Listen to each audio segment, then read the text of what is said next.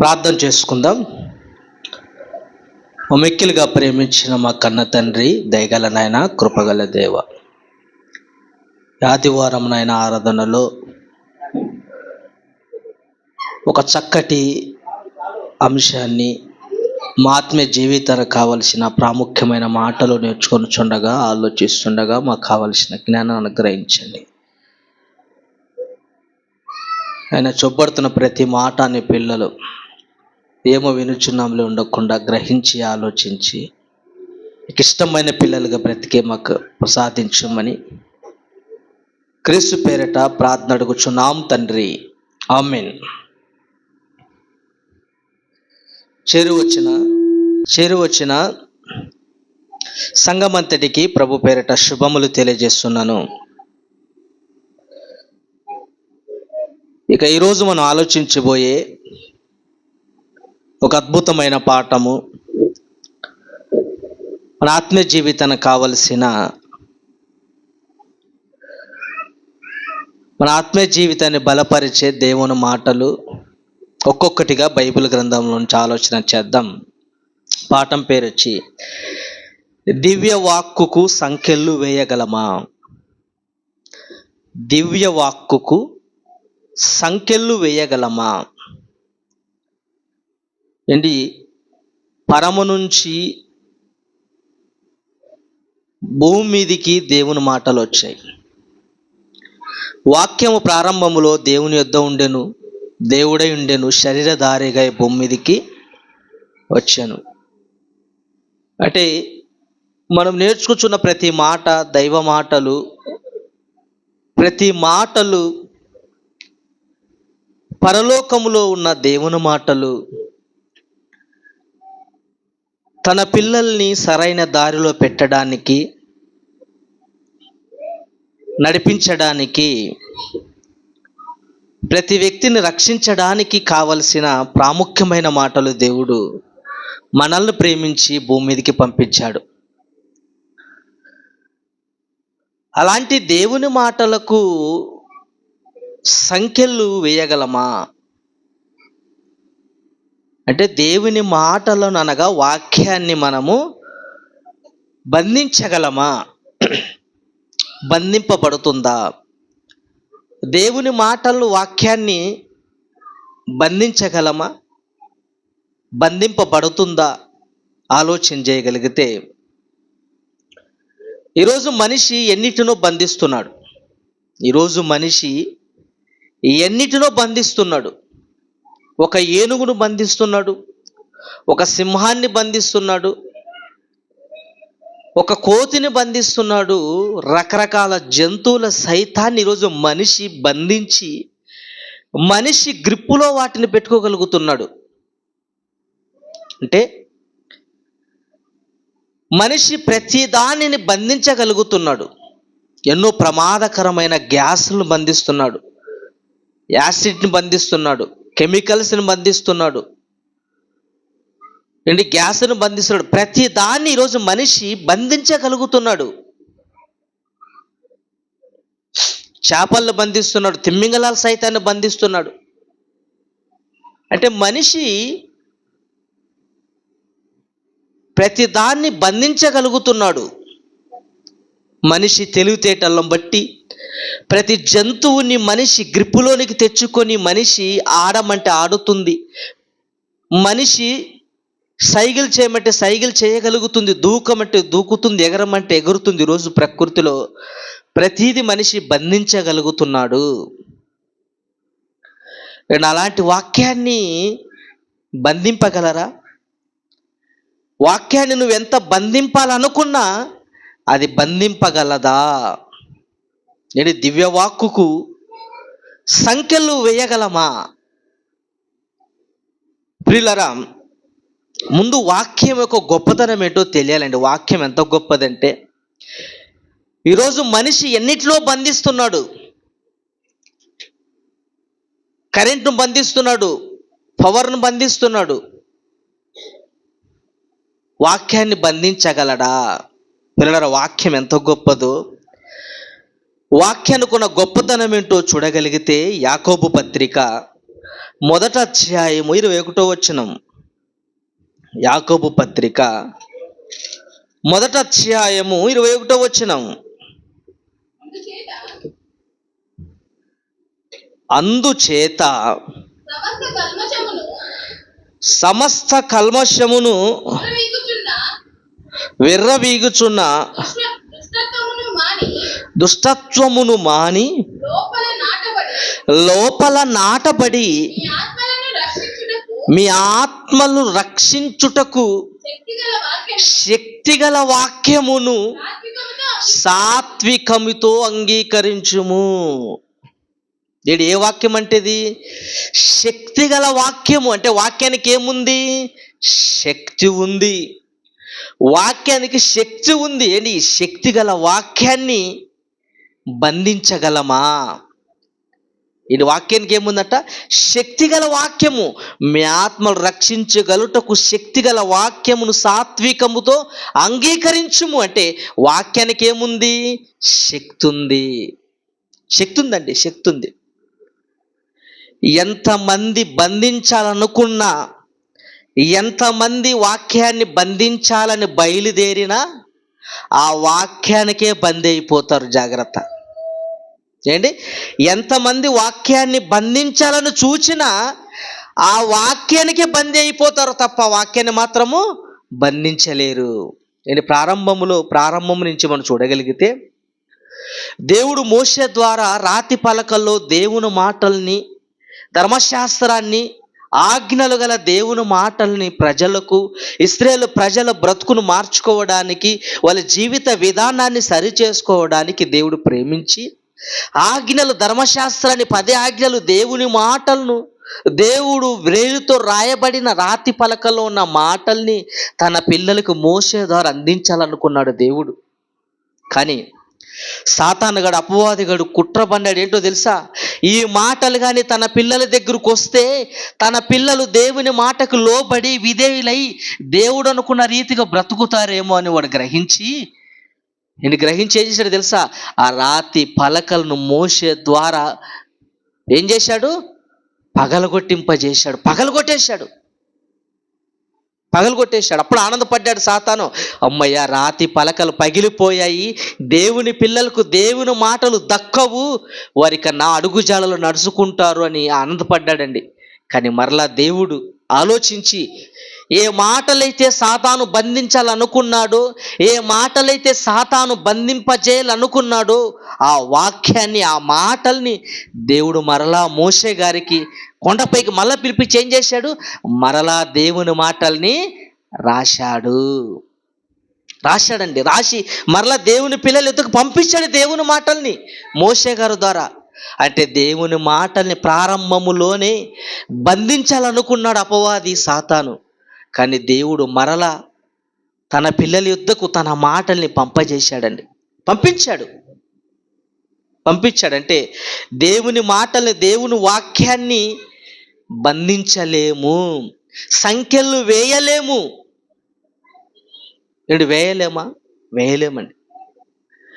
అలాగే ఇర్మియా గారి కాలానికి వస్తే, ఇర్మియా గారి కాలంలో యెహూది అనే ఒక రాజు ఏం చేశాడు? ఆ మాటల్ని, దేవుని మాటలు చదివి వాటిని ఏం చేశాడు?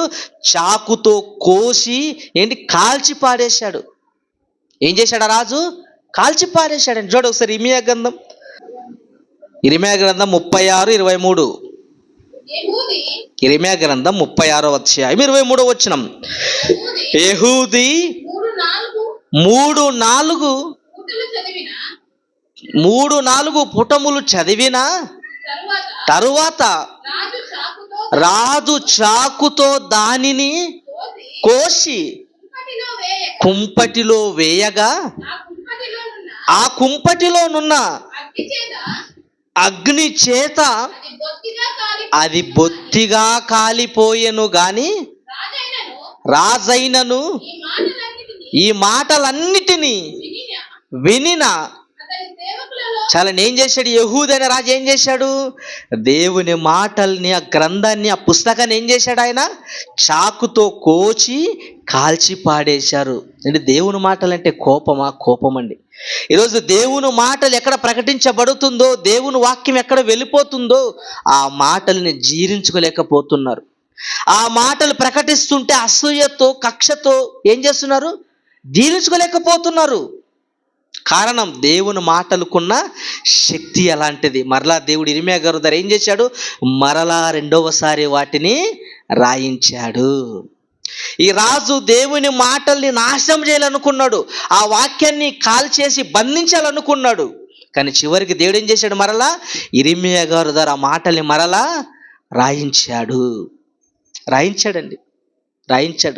ఇది పాత నిబంధన కాలంలో ఈ రెండు సందర్భాలు మనం ఆలోచించాం.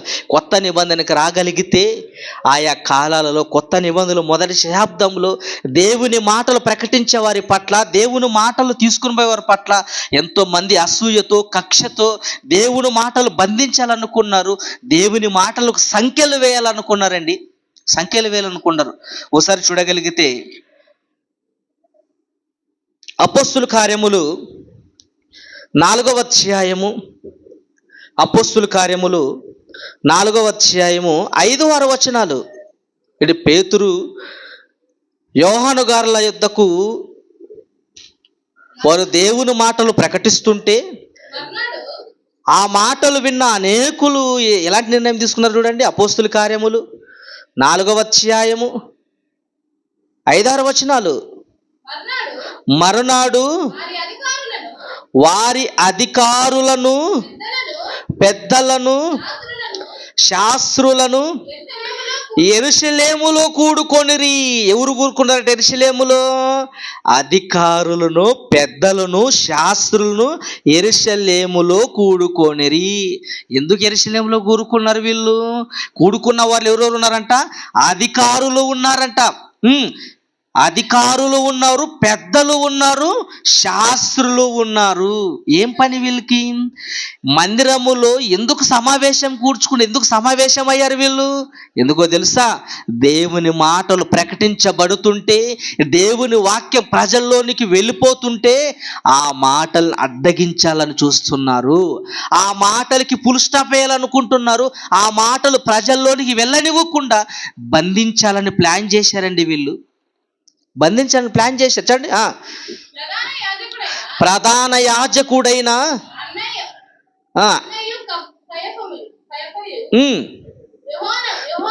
యోహానును, అలెగ్జాండరును, ప్రధాన యాజకుని బంధువులందరూ వాడితో కూడా ఉండురి. వారు పేతురుని, యోహాను మధ్యన నిలవబెట్టి ఎవరు పిలిపించారు? పేతురుని, యోహాన్ని. ఎందుకు పిలిపించారు? అనేక ప్రజలకు పేతురు, యోహాను గారు ప్రారంభములోనే అనేకులకు దేవుని మాటలు ప్రకటిస్తుంటే ఈ పెద్దలు, ఈ శాస్త్రులు ఏంటి, ఈ అధికారులు ఏం చేస్తారు తెలుసా? ఆ మాటలు జీర్ణించుకోలేక, ఆ మాటలు ప్రకటించబడుతుంటే అసూయతో, బాధతో వాళ్ళని నిలబెట్టేశారు. ఎందుకు నిలబెట్టారు తెలుసా? ఎక్కడుందన్నమాట? 17వ వచనం. ఎందుకు నిలబెట్టారు? 17, 18, 19, 20 వచనాలు చూడండి. ఎందుకు వాళ్ళు ఏం ఆలోచిస్తున్నారట? యెరూషలేము మందిరంలో కూడుకున్న పెద్దలు, అధికారుల, శాస్త్రులు ఏం ఆలోచిస్తున్నారంటే, అయినను ఇది ప్రజలలో ఇంకా వ్యాప్తింపకుండుటకై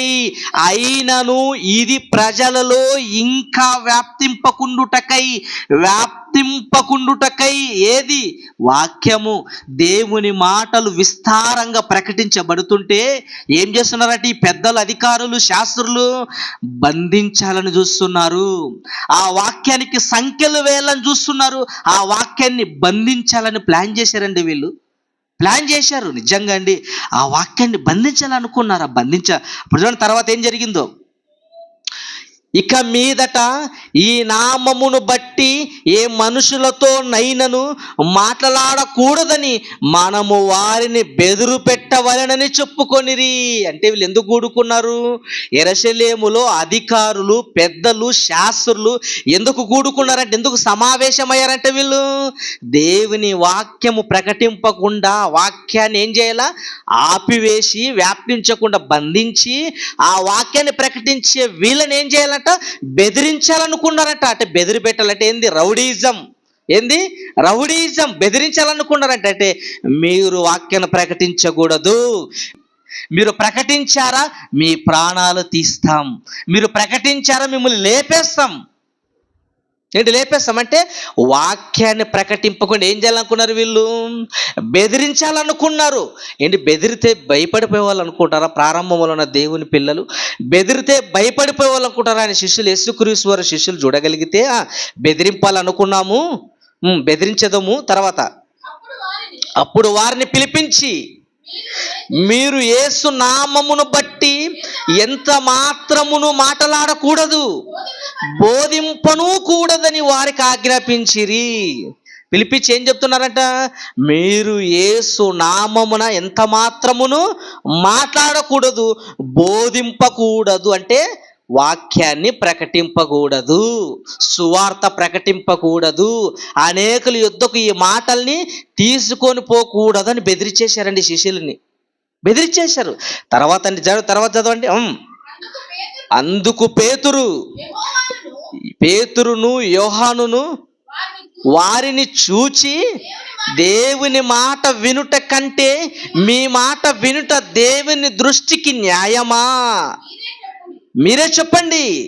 ఏంటి? మీ మాట వినడం కంటే మీ మాట వినడం మేలా, దేవుని మాట వినడం మేలా?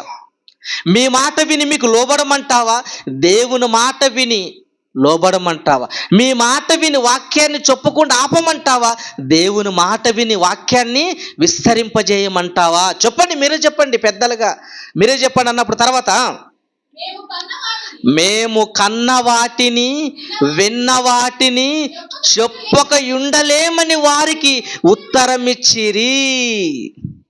ఏం చేశారంట?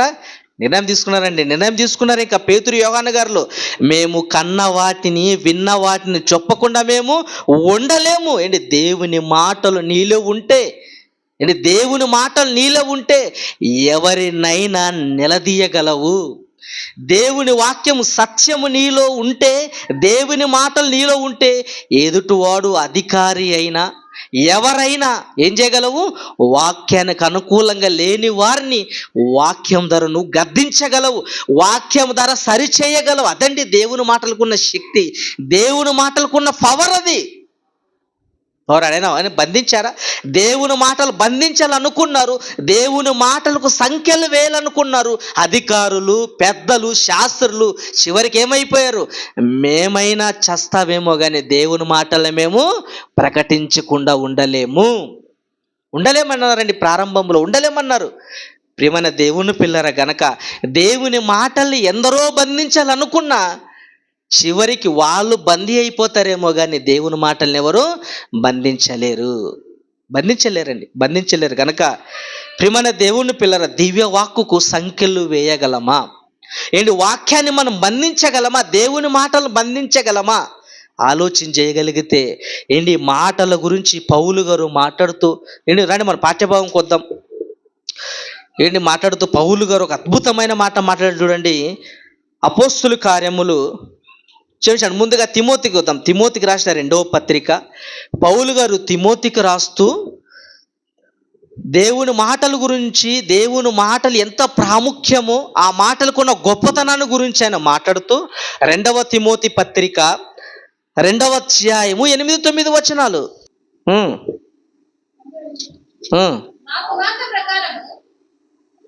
2 తిమోతి 2:8 నా సువార్త ప్రకారము దావీదు సంతానములో పుట్టి మృతుల్లో నుండి లేచిన యేసుక్రీస్తును జ్ఞాపకం చేసుకొనుము. నేను నేరస్తుడనై ఉన్నట్టు ఆ సువార్త విషయమై సంఖ్యలతో బంధింపబడి శ్రమపడుచున్నాను, అయినను దేవుని వాక్యము బంధింపబడి ఉండలేదు. ఎంత మంచి మాట అండి తిమోతి గారికి పౌలు గారు రాస్తూ. నాయన తిమోతి, నేను ఎలా ఉన్నానో తెలుసా? నా పరిస్థితి ఎలా ఉందో తెలుసా? నేను నేరస్తున్నట్టున్నారా వీళ్ళంతా. నేను సువార్త ప్రకటిస్తుంటే, దేవుని మాటలు ప్రకటించి సమాజాన్ని బాగు చెయ్యాలని నేను ప్రకటిస్తుంటే నన్ను నేరస్తునుగా చిత్రీకరించారు. నేరస్తునుగా చిత్రీకరించడమే కాదు, నన్ను జైల్లో పెట్టారయ్యా, చెరసాల్లో బంధించారు. నేను నన్ను చెరసాలలో బంధించి నేను నేరస్తున్నై ఉన్నట్టు ఆ సువార్త విషయమై సంఖ్యలతో బంధింపబడి. ఏంటి దేంతో బంధింపబడ్డాడంట? సంఖ్యలతో బంధింపబడి. అంటే పౌలు గారు ఏం చేశారు? సువార్త ప్రకటిస్తుంటే సంఖ్యలతో బంధించేశారట. ఆ సంఖ్యలతో బంధింపబడి శ్రమ పడుచున్నాను. ఏంటి దేని కొరకు శ్రమ పడుతున్నాడు ఆయన? కేవలము సువార్త కొరకు శ్రమ పడుతున్నాడు. సువార్తను ప్రజల్లోనికి తీసుకుపోవడానికి, దేవుని మాటల ద్వారా కొందరైనా రక్షించడానికి ప్రకటిస్తుంటే, శ్రమ పడుతుంటే ఆయన ఏం చేశారు? వాళ్ళు సంఖ్యలు వేసి బంధించి, అయినను దేవుని వాక్యము బంధింపబడి ఉండలేదు. ఏంటి పౌలు గారండి, పౌలు గారు ఆయన బంధించారు. బంధించిన ఆయన ఏం ఆలోచిస్తున్నాడు తెలుసా? నేను 4 గోడల మధ్య బందీ అయిపోతే సరిపోదు, నేను బంధింపబడినా పర్వాలేదు, కానీ దేవుని వాక్యం మాత్రము బంధింపబడకూడదు. నేను బందీ అయినా పర్వాలేదు, కానీ దేవుని వాక్యం మాత్రము బంధింపబడకూడదు. దేవుని మాటలు బంధింపబడకూడదు అని పౌలు గారు నిర్ణయం తీసుకున్నారు. దేవుని మాటలు బంధింపకూడదు. ఏంటి వాక్యాన్ని బంధించగలమా? బంధిలేమండి. పౌలు గారు మాట్లాడిన మాటల్లోని పరమార్థం మనం ఆలోచించగలిగితే, ఏంటి పౌలు గారు చెరసాలలో ఉన్నప్పటికీ, బందీగా ఉన్నప్పటికీ, ఖైదీగా ఉన్నప్పటికీ, చెరసాలలో సంఖ్యలు వేసినప్పటికీ, ఆయనకు సంఖ్యలు వేశారేమో కానీ, ఆయన్ని బంధించారేమో కానీ, ఆయన ద్వారా ఆయన నోటి నుంచి వచ్చే ప్రతి మాటకు సంఖ్యలు వేయలేకపోయారు. ఆయన మాటల్ని బంధిలేకపోయారు. ఎలా చూడగలిగితే ఆయన ఎలా ప్రకటించారో, ఆయన ఖైదీలో ఉన్నప్పటికీ, చెరసాలలో ఉన్నప్పటికీ, ఖైదీగా జైల్లో ఉన్నప్పటికీ వాక్యాన్ని ఎలా విస్తరింపజేశాడో, వాక్యాన్ని ఎలా ప్రకటించాడో చూడగలిగితే, అపోస్తుల కార్యములు 16వ అధ్యాయము, అపోస్తుల కార్యములు 16వ అధ్యాయము 19వ వచనం చూడండి. పౌలు గారు గురించి మాట్లాడుతూ అపోస్తుల కార్యములు 16వ అధ్యాయము 19వ వచనం, ఆమె యజమానులు తమ లాభ సాధనము పోయెనని చూచి పౌలును సీలయును పట్టుకొని గ్రామపు చావడిలోనికి అధికారుల యొద్దకు ఈడ్చుకొని పోయిరి. ఏం చేశారండి పౌలును సీలయుని? ఏంటి గ్రామ పెద్దల యొద్దకు, అధికారుల యొద్దకు ఏం చేశారు? పౌలు సీలయుని ఈడ్చుకొని పోయిరి. మనం ఎప్పుడు దేన్ని ఈడుస్తాము? ఈడ్చుకొని పోవడం అంటే ఏంటో తెలుసా? అలా సట్టు పట్టుకొని లాక్కొని వెళ్ళిపోవడం. అంటే పౌలు సీలని ఏం చేశారు? వాళ్ళు ఈ పెద్దల యొద్దకు, ఎక్కడి అధికారుల యొద్దకు ఏం చేశారు? పౌలు సీలని పట్టుకొని ఈడ్చుకొని పోయిరి. ఈ మాట చదువుతుంటే ఎంత బాధకరం తెలుసా? ఏంటి ఎవరైనా మన వీధిలో కానీ, ఎక్కడైనా కానీ, మన రోడ్డు పైన కానీ కుక్క చనిపోతే ఆ కుక్కని ఏం చేస్తాం? మనము ఈడ్చుకొని పోతాం. ఒక సైకిల్ కట్టుకొని ఈడ్చుకొని పోతామో, లేదా కాళ్ళకు ఒక తాడు కట్టుకొని ఈడ్చుకొని పోతామే. ఒక కుక్కని ఎలాగైతే ఈడ్చుకొని పోతామో, పౌలు సీలను కూడా ఏం చేస్తున్నారంటే వీళ్ళు ఈడ్చుకొని పోయిరి. ఏం చేశారు? ఆయన్ని, పౌలు సీలను ఈడ్చుకొని పోయిరి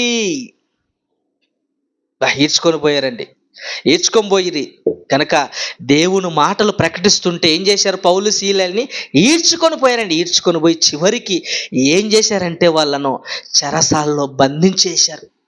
ఏం చేశారు? ఆయన పౌలు సీలని చెరసాలలో బంధించేశారు. ఎక్కడుంది ఆ మాట చూడండి.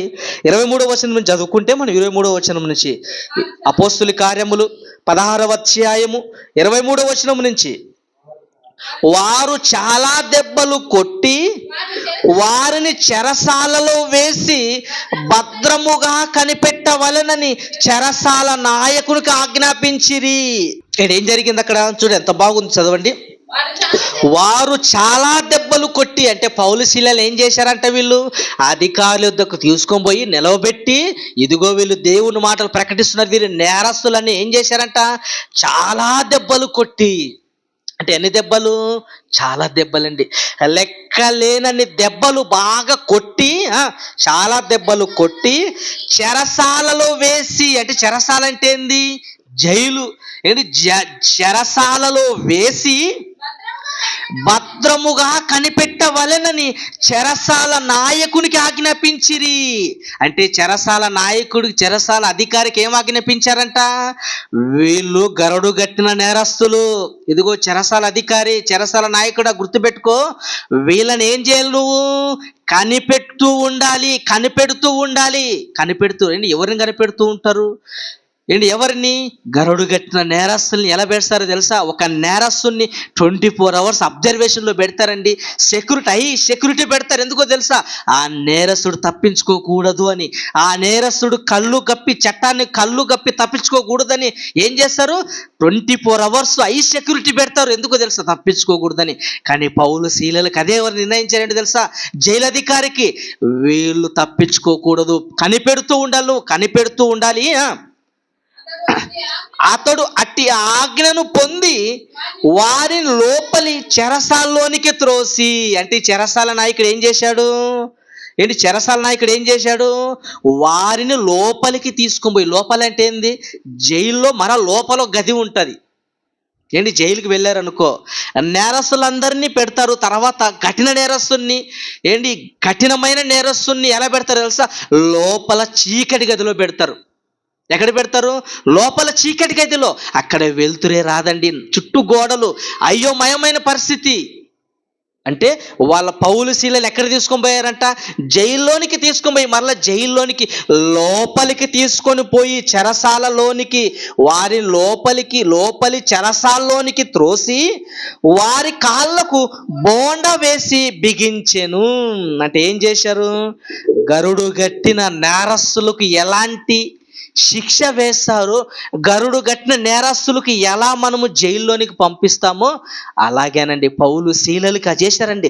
చైన్లు వేశారంట, మెల్లో చైను, కాళ్ళకు చైను, మొత్తం చైను, అలా వేసుకుంటూ చెరసాల లోపల గదిలోనికి వారిని తీసుకొని పోయారు. అప్పటికే దేహం బాలేదు వాళ్ళది. పౌలు శీలలు అప్పటికే దెబ్బలు తిన్నారు, శరీరం క్షీణించిపోయింది, గాయాలతో ఉన్నారు, ఒంటిలో శక్తి లేదు. ఒంటిలో శక్తి లేదు, గాయాలతో ఉన్నారు, నీరసతో ఉన్నారు. ఆయన ఏం చేశారంట? తర్వాత జైల్లో వేసిరి, బోండా వేసి బిగించాను. అయితే మధ్యరాత్రి వేళ పౌలును శీలయు దేవునికి ప్రార్థించుచు ఏం చేశారంట? బంధించేశారు. పౌలు శీలలు చాలా దెబ్బలు కొట్టిన తర్వాత చెరసాల లోపల బంధిస్తే నిద్రపోయిన తర్వాత మెలకు వచ్చి ఏం చేశారు తెలుసా? ఆ మధ్యరాత్రి వేళ మెలకు వచ్చి, మనం బందీ అయినా పర్వాలేదు, ఇదిగో శీలయ్యు, మనం బందీ అయినా పర్వాలేదయ్యా, మనము ఈ చెరసాల్లో బంధించిన, సంఖ్యలు వేసి మనల్ని బంధించినా పర్వాలేదు, కానీ దేవుని మాటలు మాత్రము బంధించకూడదని ఏం ప్లాన్ చేశారు వీళ్ళు? ప్రార్థన చేయొచ్చు అంటే ఏం చేశారు? లేవగానే ప్రార్థన చేసుకున్నారు. ప్రార్థన చేసుకొని తర్వాత కీర్తనలు పాడుచుండిరి. ఏం చేశారంట? కీర్తనలు పాడుచుండిరి, ఖైదీలు వినుచుండిరి. ఆ అర్ధరాత్రి వేళ, ఆ సమయములో అందులో జైల్లో ఎవరుంటారు? సామాన్యంగా నేరము చేసిన వాళ్ళు జైల్లో ఉంటారు, తప్పు చేసిన వాళ్ళు జైల్లో ఉంటారు. అందులో హత్య చేసిన వాళ్ళు ఉంటారు, మానభంగాలు చేసిన వాళ్ళు ఉంటారు, నేరం చేసిన వాళ్ళు ఉంటారు, ఎన్నెన్నో కరుడు కట్టిన నేరస్తులందరూ జైల్లోనే ఉంటారు. ఆ రాత్రి వేళ పౌలు శీలేలు పాటలు పాడుతూ ఉంటే ఏం చేస్తారంట? ఖైదీలు వినుచుండిరి అంటే ఖైదీలు పాటలు వినుచున్నారంటే ఆ పాటలు ఎలా ఉన్నాయి? ఖైదీలు వినే ఇంపుగా పాటలు ఉన్నాయి. ఖైదీలు వినుచుండరంటే పౌలు శీలలు పాడే పాటకు వాళ్ళు విసుక్కోలేదు, వాళ్ళు అరవలేదు, వాళ్ళు ఆప్ చేయండి, పాట మీరు పాడద్దని గొడవ చేయలేదు. కానీ ఈరోజు చూడండి, ఎక్కడుంది గొడవ? మన దగ్గర గొడవలు ఉన్నాయి. మన పాట పాడుతుంటే గొడవలు చేసేవాళ్ళు ఎందుకు? మన పాడే పాటలు అలా ఉన్నాయి, మనం చేసే పనులు అలా ఉన్నాయి కనుక ఎక్కడ చూసినా ఆపండి అంటారు తప్ప పాడని ఎవరు అనడం లేదు. కానీ పౌలు శీలలు పాడుతుంటే ఖైదీలు వినుచుండిరి. అప్పుడు అకస్మాత్తుగా మహాభూకంపము కలిగెను, చెరసాల పునాదులు అదిరెను, వెంటనే తలుపులన్నీ తెరుచుకొనెను, అందరి బంధకములు ఊడెను. అంతలో చెరసాల నాయకుడు మేలుకొని చెరసాల తలుపులన్నీ తెరుచుండుట చూచి ఖైదీలు పారిపోయిరనుకొని కత్తి దూసి తన్ను తాను చంపుకొనబోయెను. అంటే చెరసాల నాయకుడు ఏమర్థమైంది తెలుసా? ఇక బద్దలైపోయింది, జైలు అంతా బద్దలైపోయింది, తలుపులన్నీ ఇరిగిపోయాయి, ఖైదీలంతా పారిపోయేటారు. ముఖ్యంగా పౌలు శీలేలు బంధించి మనకు స్పెషల్ ఆర్డర్ ఇచ్చారే, నాకు స్పెషల్ చట్టం ఇచ్చారే, ఇప్పుడు వాళ్ళు తప్పించుకొని పోయారు కనుక నా పరిస్థితి, నన్ను చంపేస్తారు, నన్ను వదిలిపెట్టరు, నా పైన అధికారులను చంపేస్తారు, అయ్యో బాబోయ్ నన్ను చంపేస్తారని భయపడిపోయి తన్ను తాను కత్తి దూసుకొని పోయెను. కత్తి తీసుకున్నాడు, దూసుకొని పోగానే పౌలు గారు మాట్లాడాడు. పౌలు గారు మాట్లాడుతూ అప్పుడు పౌలు, ఆగు, నీవు ఏ హానియు చేసుకొనవద్దు, మేమందరము ఇక్కడనే ఉన్నామని బిగ్గరగా చెప్పాను. మేమందరము ఎందుకంటున్నాడు? ఖైదీలు కూడా ఎవరు పారిపోలేదు. అబ్బా ఏందండి పౌలు గారి జీవితము? పౌలు గారి జీవితం ఏందండి? కొంచెము సందు దొరికితే చాలండి, చిన్న సందైనా పెద్ద సందు చేసుకొని పారిపోతాం మనం. ఏమండి, చిన్న సందైనా చాలు పెద్దగా చేసుకొని పారిపోతాం. తప్పించుకోవడానికి చిన్న ఉపాయం దొరికినా చాలు పెద్దగా దాన్ని చేసుకొని పారిపోతాం. కానీ ఖైదీలకు పారిపోయే అవకాశం ఉన్నా ఏం చేశారు? పారిపోలేదు. పౌలు శీలలు ఎందుకు పారిపోలేదు? వాళ్ళు దేవుని సేవకులు కనుక, దేవుని మాటలు వారిలో ఉన్న కనుక వాళ్ళు పారిపోలేదు. మరి ఖైదీలు ఎందుకు పారిపోలేదు? ఖైదీలు పారిపోవచ్చు కదా. అప్పటి వరకు ఖైదీలు, కానీ తర్వాత ఏమైపోయింది? పౌలు శీలలు చేసిన ప్రార్థన వల్ల, పాటల వల్ల ఖైదీలు గుండెలు మారిపోయాయి. ఏమైపోయాయి? ఖైదీలు మారిపోయారండి. మేమందరమును ఇక్కడనే ఉన్నాము బిగ్గరగా చెప్పెను. అతడు దీపము తెమ్మని చెప్పి లోపలికి వచ్చి వణుకుచు పౌలును శీలకును సాగిలపడ్డారండి. ఏ పౌలు శీలలైతే బంధించాడు అధికారి నాయకుడు, చివరికి ఏమైపోయాడు? వాళ్ళకే సాగిలపడ్డాడు, వాళ్ళకి బందీ అయిపోయాడు. పౌలు శీలలను బంధించిన అధికారి, చెరసాల నాయకుడు చివరికి పౌలు శీలలు మాటలకు పాటలకు ఏమైపోయాడు? వాళ్ళకి ఈయన బందీ అయిపోయాడు. అదండి దేవుని మాటలకున్న గొప్పతనం. దేవుని మాటలకున్న గొప్పతనం అది, దేవుని మాటలకున్న పవర్ అది.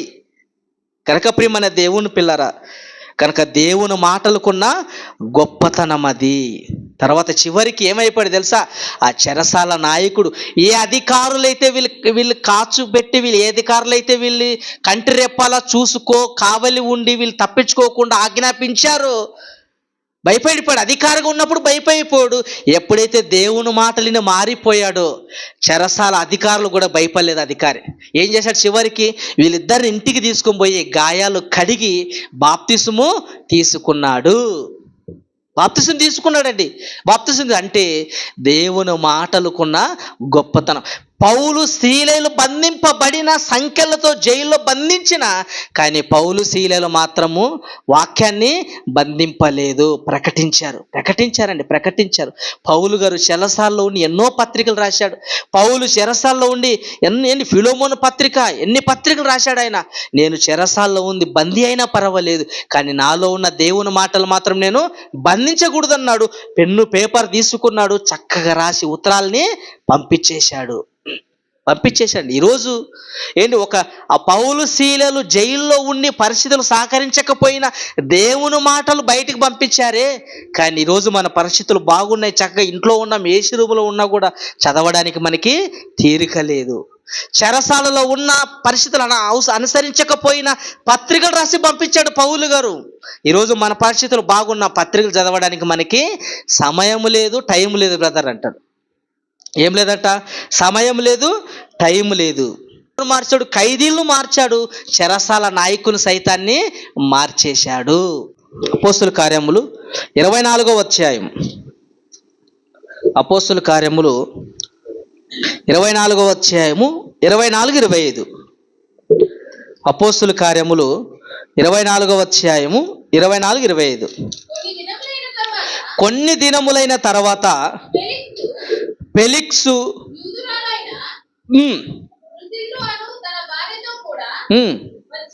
వచ్చి పౌలును పిలిపించి క్రీస్తు యేసు నందలి విశ్వాసమును గూర్చి అతడు బోధింపగా వినేను. ఎక్కడికి వెళ్ళిపోయారు? తర్వాత న్యాయాధిపతి దగ్గరికి వెళ్ళిపోయాడండి. న్యాయాధిపతి దగ్గరికి వెళ్ళిపోయారు. పౌలు గారు ఎక్కడ తీసుకొని వెళ్ళిపోయారు? ఒక న్యాయాధిపతి న్యాయాన్ని విచారించే అధికారి దగ్గరికి తీసుకొని వెళ్ళారు. అక్కడికి వెళ్ళిన తర్వాత ఏం జరిగిందంట?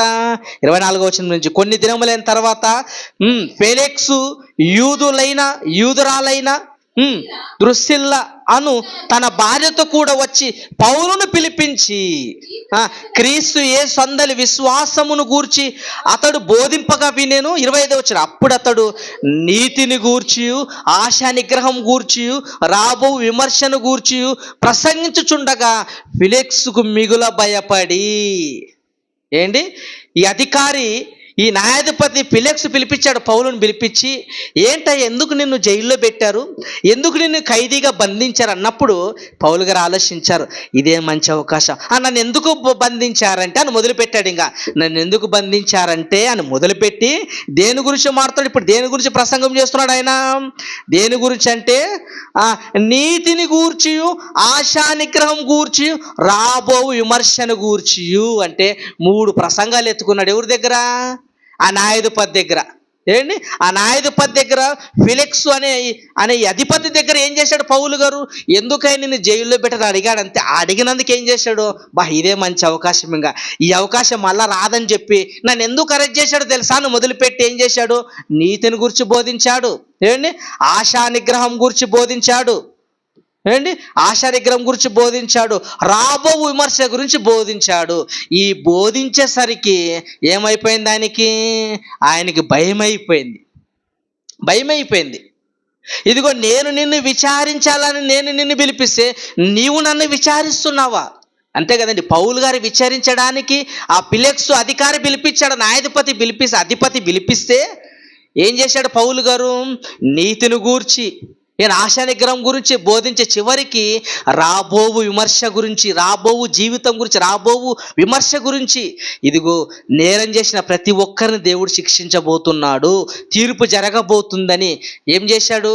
అధికారికి భయం పెట్టేశాడు, బోధించేశాడు. నీవు నన్ను నట్ల విచారిస్తున్నావో ఒకానొక రోజు దేవుడు కూడా నిన్ను విచారించబోతున్నాడా? భయపడిపోయాడండి. నేను నిన్ను విచారిద్దాము, నువ్వు నన్ను పిలిపిస్తే దేవుడు నన్ను విచారిస్తున్నావు అంటాడేమని భయపడిపోయాడు అధికారి. భయపడిపోయాడు. ఏమంటాడు చూడండి, ప్రసంగించుచుండగా అప్పుడు అతడు నీతిని గూర్చి, ఆశా నిగ్రహం గూర్చి, రాబో విమర్శను గూర్చి ప్రసంగించుచుండగా ఫెలిక్స్ మిగల భయపడి, ఇప్పటికి వెళ్ళుము, నాకు సమయమైన నిన్ను పిలువనంపిత్తునని చెప్పాను. భయపడిపోయాడు. ఇక నువ్వు వెళ్ళిపోయినాయన స్వామి, నీకు దండము, నువ్వు ఇంకా ఇక్కడే ఉంటున్నాను, ఇంకా ఏం చేస్తావు? నన్ను నీళ్ళలో ముంచి బాప్తిస్మం ఇచ్చేస్తావు, నన్ను క్రైస్తవునిగా చేస్తావు, ఇంక నువ్వు వెళ్ళిపోయిన. ఏం చేశాడు? ఏంటి? పౌలు గారు పరిచర్య చెరసాల్లో ఉన్నప్పుడు ఫస్ట్ అధికారి అండి చెరసాల్లో ఉన్నటువంటి గరుడు గట్టిన నేరస్తులు ఖైదీలు మార్చాడు. తర్వాత చెరసాల అధికారిని మార్చాడు. తర్వాత ఎక్కడికి పోయింది? అధిపతి దగ్గరికి వెళ్ళిపోయింది. అంటే చూడండి ఎక్కడ మారిపోతుంది? డిపార్ట్మెంటే కదిలిపోతుంది పౌలు గారి దెబ్బకు. వాక్యం ద్వారా డిపార్ట్మెంటే కదిలిపోతుందండి.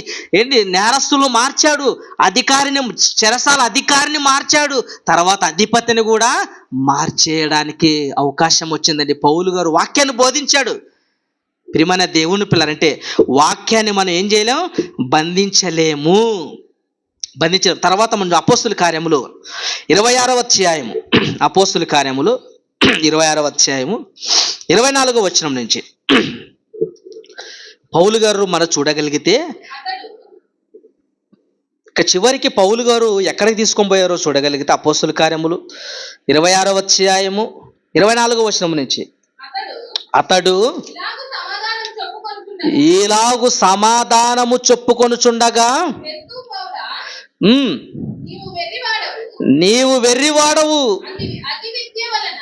అతి విద్య వలన నీకు వెర్రి పట్టినదని గొప్ప శబ్దముతో చెప్పెను.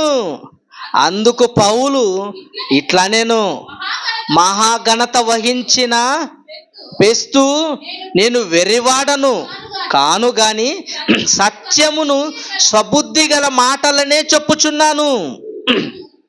రాజు ఈ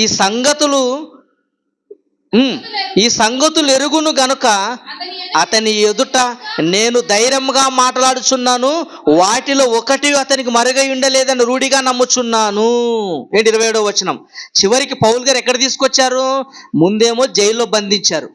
జైల్లో బంధిస్తే ఏం చేశాడు ఆయన? ఖైదీలు మార్చాడు, జైలు సూపరింటెండెంట్ని మార్చేశాడు. తర్వాత అతను ఎక్కడ తీసుకొచ్చారు? అధిపతి దగ్గర తీసుకొచ్చారు. అధిపతి దగ్గర తీసుకొస్తే చివరికి అధిపతికే వాక్యాన్ని బోధించి ఏం చేశాడు? ఆయన్ని నోరు మూయించాడు. అధిపతినే ఆయన్ని ఏ మాట మాడకుండా ఆయన్నే భయపెట్టేశాడు వాక్యం ద్వారా.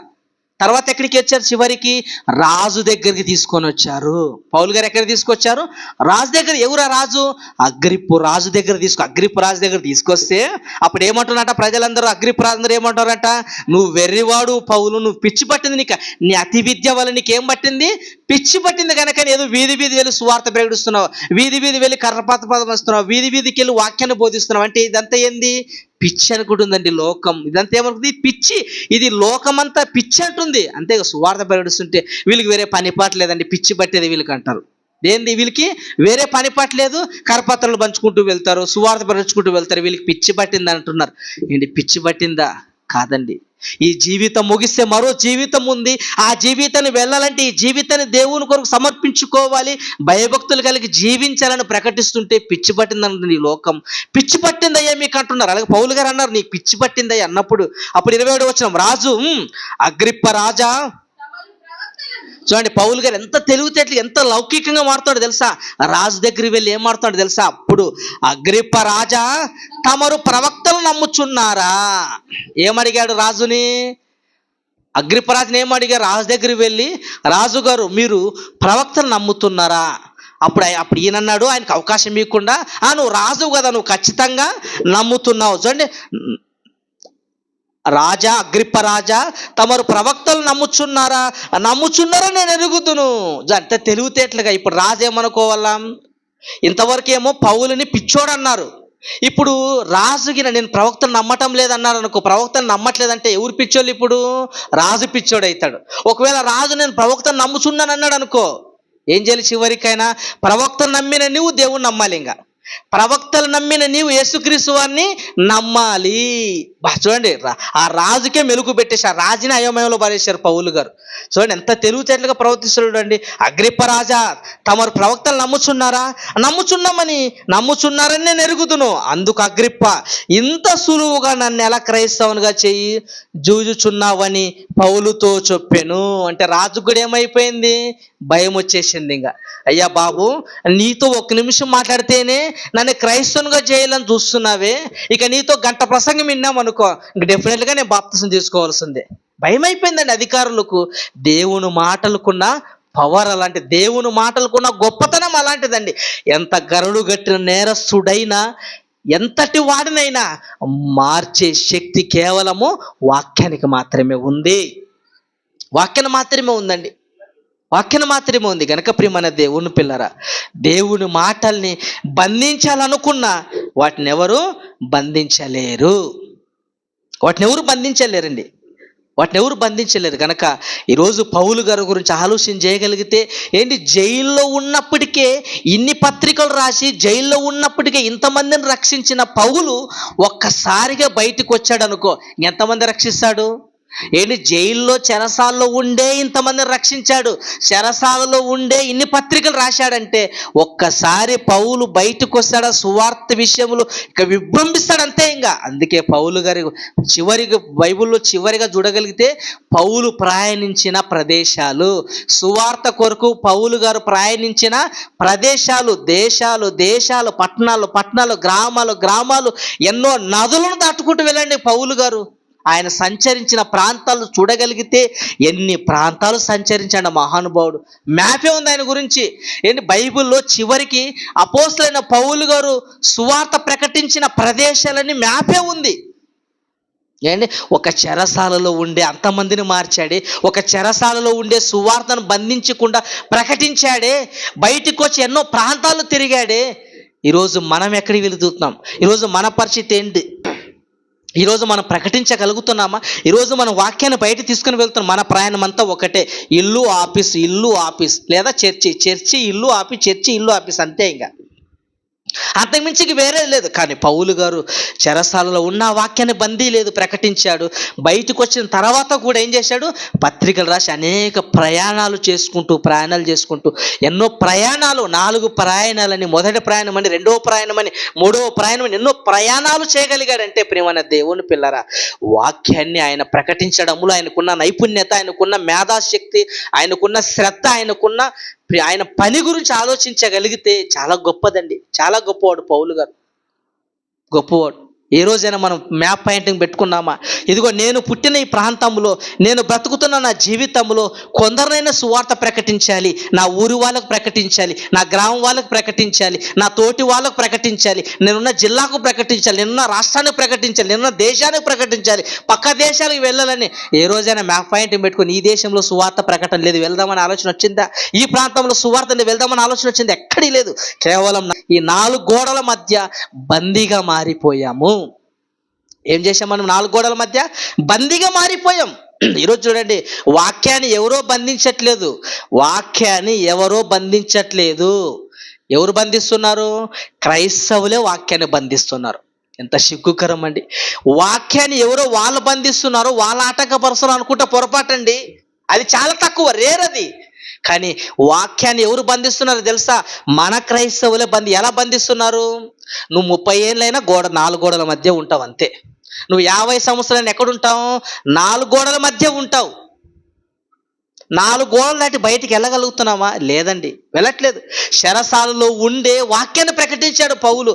ఈరోజు మన వాక్యాన్ని ఎక్కడ బంధిస్తున్నాం తెలుసా? ఈ 4 గోడల మధ్య బంధిస్తున్నాము. అంటే ఏమైపోయినాము? సంఘస్థులు ఏమైపోయారు? నేరస్తులుగా మారిపోయి జైల్లోనే ఉండిపోయినాం. అంటే సంఘం అంటే ఏమైపోయింది? జైలు అయిపోయింది. ఆ జైల్లో ఉన్న సంఘస్థులు ఎవరైపోయారు? నేరస్తులు అయిపోయారు. మన అధికారి సూపరింటెండెంట్ ఎవరు? పాస్టర్ ఒక అధికారి, సూపరింటెండెంట్ పోలీస్, అంతే. ఇంకేం చేస్తాడు? మీరు ఎక్కడికి పోకూడదు, ఇక్కడే ఉండాలి. ఎవరన్నా పొరపాటున వేరే సంఘానికి పోయాడు అంతే, పిలుచుకొచ్చి ఏమమ్మా ఎక్కడికి వెళ్ళిపోయి ఏమమ్మా అని విచారిస్తుంటాడు అంతే. సంఘ పెద్దకి పెడదామంటే ఇంకెక్కడికి దాటాడు అంతే, ఇంకా అక్కడే ఉంటాడు, ఎక్కడికి వెళ్ళడు. ఈరోజు చెరసాలలో సువార్త ప్రకటించబడుతుంది. ఈరోజు సంఘాలుగా ఉంటున్న మనము వాక్యాన్ని మన సంఘంలోనే బంధిస్తున్నాము తప్ప బయటికి తీసుకొని పోవట్లేదు. అన్ని సంఘాలు అనుకుంటే పొరపాటు, కొన్ని సంఘాలు. కానీ ఎన్నో సంఘాలు ఈరోజు వాక్యాన్ని 4 గోడలకే పరిమితం చేస్తున్నారు, కానీ బయటికి ఎవరు తీసుకొని పోవట్లేదు. అంటే సత్యాన్ని మరుగున పరుస్తున్నారు. వాక్యానికి సంఖ్యలు వేసి సంఘంలోనే ఏం చేస్తున్నారు?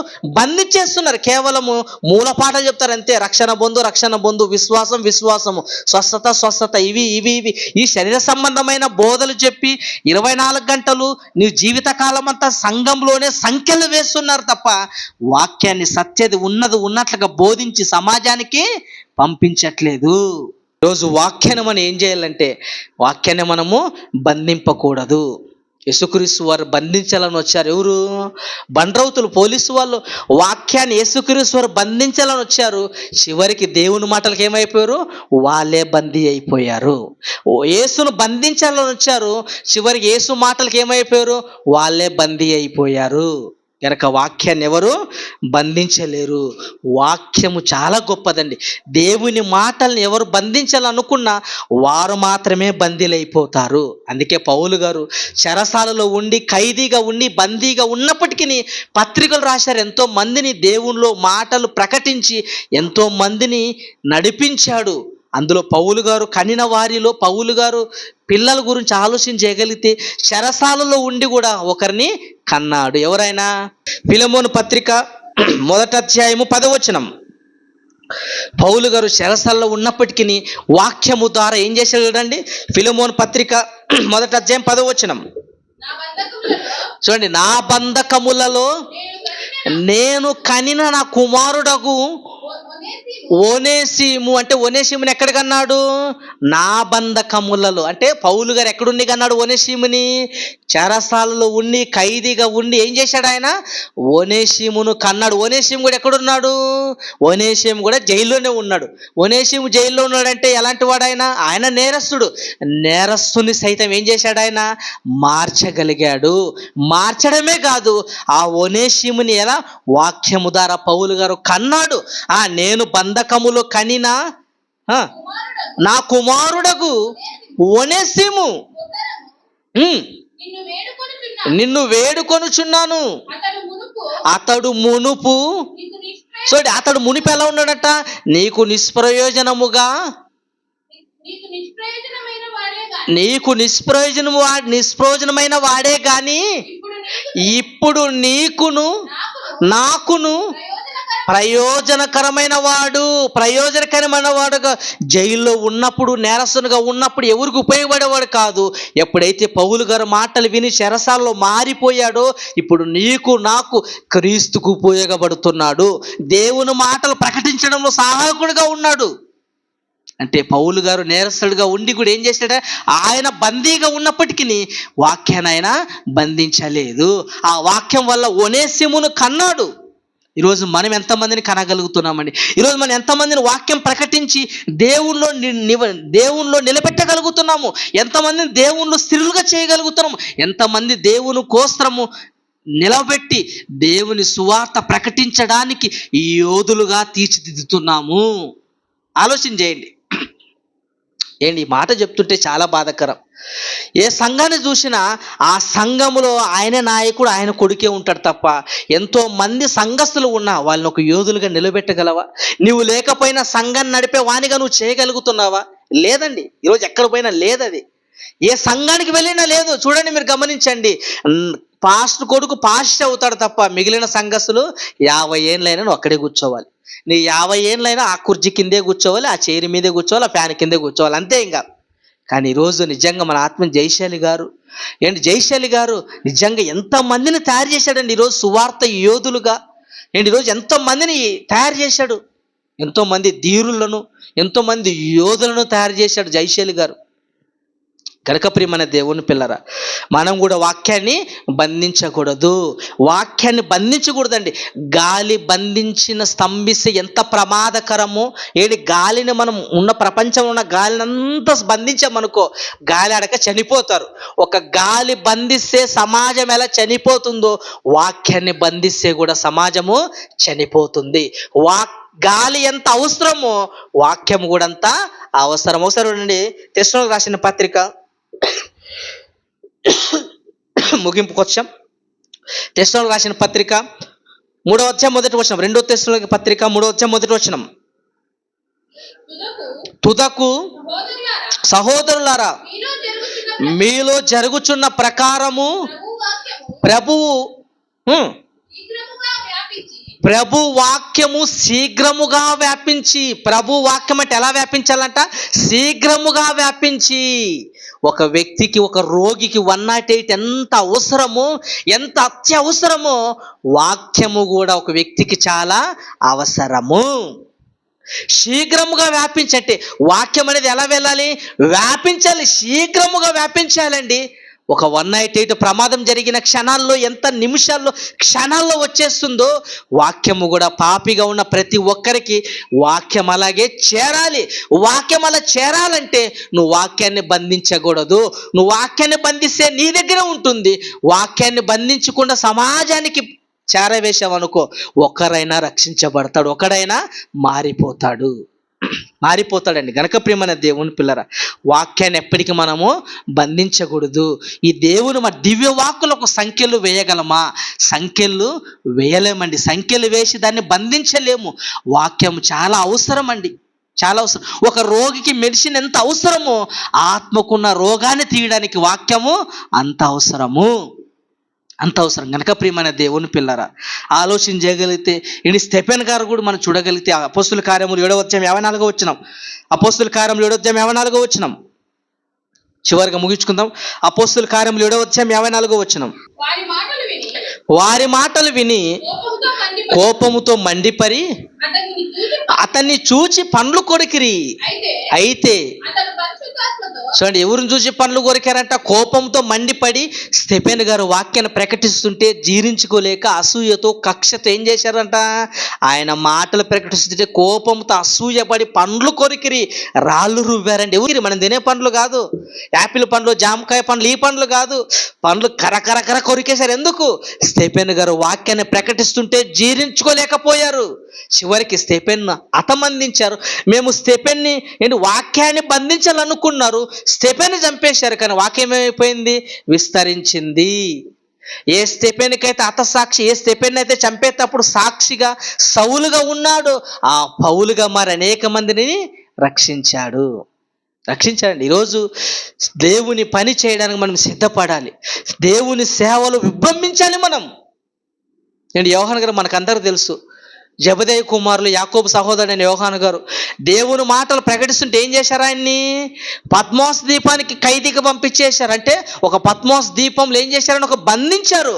ఆయన బంధిస్తే ఆయనతోనే అంతమైపోయింది అనుకుంటుంది వాక్యం. ఆయన బంధిస్తే వాక్యాన్ని బంధించాలనుకుంది సమాజం, ఆనాటి సమాజం. కానీ ఆ యోహాను గారు ఆయన బంధించినప్పటికీ వాక్యాన్ని మాత్రం ఆయన బందీలేదు. చక్కగా ప్రకటన గ్రంథాన్ని ప్రపంచానికి ఒక హెచ్చరిక పుస్తకముగా, ప్రపంచానికి ఒక సవాలుతో కూడిన హెచ్చరిక పుస్తకంగా ఆయన రాసి పంపించాడు. యోహాను గారు పద్మోస్ ద్వీపంలో బందీ అయిపోయిన వాక్యాన్ని మాత్రం ఆయన బంధించలేదు. ఈరోజు ప్రియమైన దేవుని పిల్లరా, ఈరోజు విచిత్రం ఏంటంటే వాక్యం లేని ప్రాంతాలు ఎన్నో ఉన్నాయి. కానీ వాక్యం వెళ్ళని ప్రాంతాలు ఈరోజు మనం తినే ఆహారం ఎక్కడికో వెళ్ళిపోతుంది. మన ఇండియాలో ఉండే, మన భారతదేశంలో ఉండే ఇడ్లీ విదేశాల సైతం దాటిపోయింది. చైనాలో ఉండే నూడిల్స్ మన దేశానికి వచ్చింది. గ్రామాలకి noodles, China noodles, China mobiles విదేశాల్లో ఉండే ఫుడ్ మన దగ్గరకు వస్తుంది. మన దగ్గర ఉండే ఫుడ్ విదేశాలు సైతము చుట్టేస్తున్నాయి. కానీ వాక్యాన్ని విదేశాలు సైతం చుట్టేవారు సమాజంలో కొదువైపోయారు. గనక దివ్య వాక్కుకు సంఖ్యలు వేయగలమా? మనం వాక్యాన్ని బంధించాలనుకున్న చివరికి వాక్యమే నిన్ను బంధిస్తుంది. జాగ్రత్త. ఓకే, ప్రార్థన చేసుకుందాం. దయగలిగిన మా తండ్రి, ఆయన ఈరోజు పరిస్థితులను బట్టి ఆలోచిస్తే ఎక్కడ సూచన సువార్తకు అడ్డగిస్తున్నారు, ఇబ్బంది పెడుతున్నారు, ఆయన కొడుతున్నారు, హేళన చేస్తున్నారు. సువార్తను అడ్డగించే ప్రతి ఒక్కరిని ఆయన జ్ఞాపకం చేసుకోండి. వారి కుటుంబాలని తండ్రి మారటకు మరో అవకాశం అనుగ్రహించండి. ఎందరైతే నాయన సువార్త ప్రకటిస్తున్నారో ప్రతి ఒక్కరికి జ్ఞాపకం చేసుకోండి. చిన్ని సంఘం ద్వారా జరిగే ప్రతి కార్యక్రమాల్లో తోడుగా ఉండమని మీ కుమారుడు మా రక్షకుడైన యేసుక్రీస్తు నామములో ప్రార్థన అడుగుచున్నాము తండ్రి. ఆమేన్.